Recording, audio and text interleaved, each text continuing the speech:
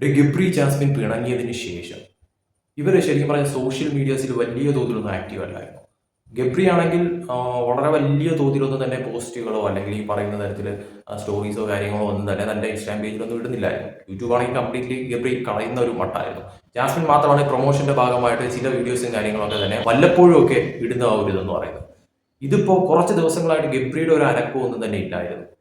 തീർച്ചയായിട്ടും ഗബ്രി ഇഷ്ടപ്പെടുന്നവർ അല്ലെങ്കിൽ ഈ പറയുന്ന രീതിയിൽ ജാസ്മിൻ ഇഷ്ടപ്പെടുന്നവർ സ്വാഭാവികമായിട്ടും ഇവർക്ക് എന്ത് സംഭവിച്ചു എന്നുള്ള ആ ഒരു ചോദ്യം അവരുടെ മനസ്സിൽ കാണും. ഇപ്പോൾ കുറച്ച് മുന്നേ ഗബ്രി തന്നെ അതിനൊരു ഉത്തരം തന്നിരിക്കുകയാണ്. അതായത് ഈ പറയുന്ന രീതിയിൽ ഗബ്രിയുടെ ഇൻസ്റ്റാഗ്രാം പേജിൽ തനിക്ക് സംഭവിച്ച ഒരു കാര്യം, ഒരു ദുരന്തം ഇപ്പോൾ ഗബ്രി തന്നെ പറഞ്ഞിരിക്കുന്നു. അതായത് ഗബ്രിക്ക് ഒരു ആക്സിഡന്റ് സംഭവിച്ചിരിക്കുന്നു. ഇത്തിരി സീരിയസ് ആക്സിഡന്റ് തന്നെ ആയിരുന്നു എന്ന കാര്യം ഗബ്രി അത് പറയുന്നതിൽ നിന്ന് വ്യക്തമാണ്. അതോടൊപ്പം തന്നെ ആ ഫോട്ടോയിൽ നിന്ന് കാണുമ്പോഴത്തേക്കും അത് വ്യക്തമാണ്.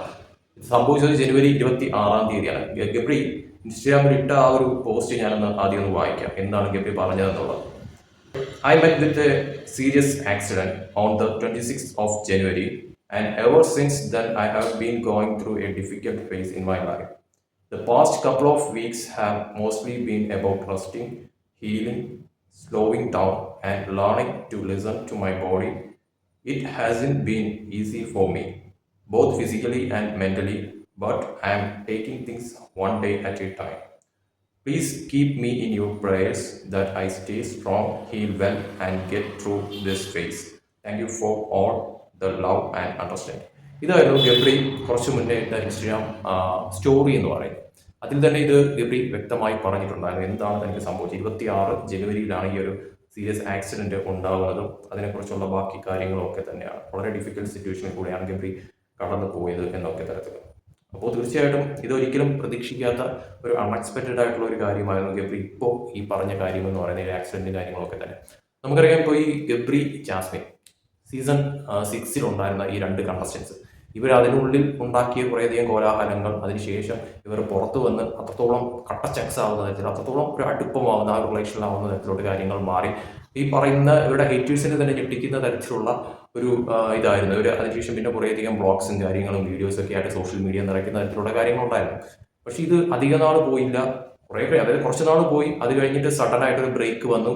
ഈ പറയുന്ന രീതിയിൽ ഇവർ രണ്ടുപേരും പിരിഞ്ഞു എന്നുള്ള വാർത്ത പുറത്തു വന്നു. അതിനുശേഷം പിന്നും ഡൗൺ ആയി നല്ല രീതിയിൽ. ഈ പറയുന്ന ജാസ്മിൻ ആയാലും അതോടൊപ്പം തന്നെ ഗബ്രി ആയാലും പിന്നെ സോഷ്യൽ മീഡിയാസ് വീഡിയോസോ കാര്യങ്ങളോ ഇവർ ഒരുമിച്ചുള്ള കാര്യങ്ങളോ ഒന്നും തന്നെ ഇടാതായി. അതുവരെയും ഭയങ്കര ആക്റ്റീവ് ആയിരുന്ന അല്ലെങ്കിൽ ഒരുമിച്ച് എല്ലായിടത്തും പൊയ്ക്കൊണ്ടിരുന്ന ആ ഒരു തരത്തിലുള്ള ഒരു റിലേഷൻ ഉണ്ടായിരുന്ന രണ്ട് വ്യക്തികൾ തമ്മിൽ പിന്നെ ഒരു തരത്തിലുമുള്ള കോൺടാക്ട് ഇല്ലാത്ത തരത്തിൽ ഈ പറയുന്ന രീതിയിൽ വീഡിയോസോ കാര്യങ്ങളോ ഒന്നും ഇല്ലാതായി.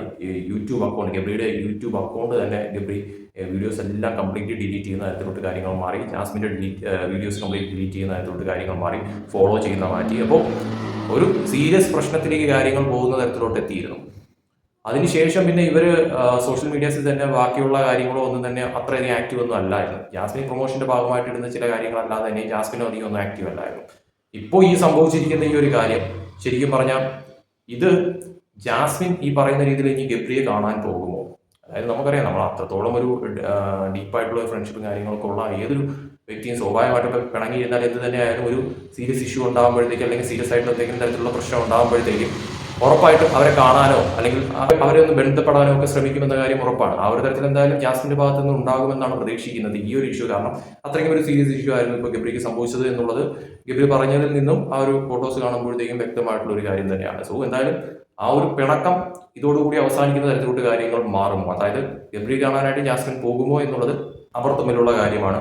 സപ്പോസ് പോയില്ല എന്നുണ്ടെങ്കിൽ ഈ പറയുന്ന രീതിയിൽ അവർ തമ്മിൽ അത്രയ്ക്കും സീരിയസ് ആയിട്ടോ ആ ഒരു തരത്തിലൊന്നും കാണാൻ പോലും പറ്റാത്ത തരത്തിലോട്ടുള്ള ആ ഒരു ഇഷ്യൂവിൽ എത്തിയോ എന്നുള്ള ചോദ്യം അവിടെ നിലനിൽക്കുന്നുണ്ട്. അതല്ല എങ്കിൽ ഇത്രയും അടുപ്പത്തിലുണ്ടായിരുന്നവർ ഇതുപോലെയൊക്കെ ഒരു കാര്യം സംഭവിക്കുമ്പോഴത്തേക്കും നോർമലി ഏതൊരു വ്യക്തിയായാലും ഉറപ്പായിട്ടും തിരക്കും അല്ലെങ്കിൽ അടുത്ത് ചെല്ലും എന്നുള്ളത് വ്യക്തമാണ്. ആ ഒരു രീതിയിൽ ജാസ്മിന്റെ ഭാഗത്ത് നിന്ന് സംഭവിക്കാൻ തന്നെയാണ് ഏറ്റവും കൂടുതൽ സാധ്യത കാണുന്നത്.